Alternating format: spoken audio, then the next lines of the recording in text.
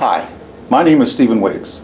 I'm a tax practitioner in Colorado, and I'm speaking to you on behalf of a network of tax practitioners around the country. Our goal in this series of videos is to educate you, the public, about our practice. All right, well, let's talk about offer and compromise. This is the one you see on TV, and it's the only one they discuss.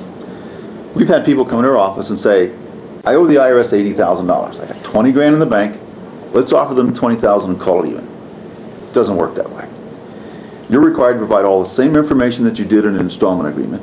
However, in addition to that, you're required to provide them with the knowledge of all the equity you have and everything that you own, all of your assets, your home, your cars, your boat, the motorcycle you got in the garage, the RV that you own outright that's sitting in the backyard, everything.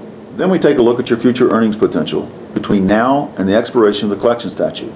Subtract from that the allowable living expenses, and that's what your offer will be.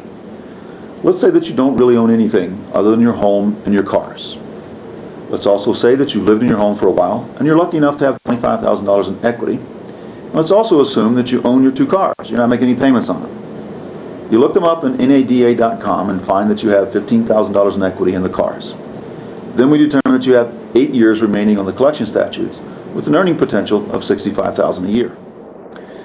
Depending on your family size and the state and county you live in, you may have $1,000 a month left over after subtracting the allowable living expenses as provided by the IRS.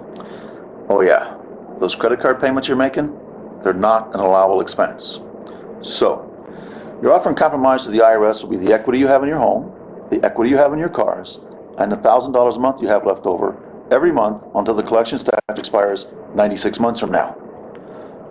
Add all that up, and it's $136,000 payable over the 96 months, or $1,417 a month. Now, doesn't that sound like fun?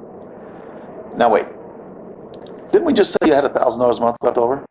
How are you going to make a $1,417 a month payment to the Internal Revenue Service? Perhaps now you see why they're so difficult. That's it.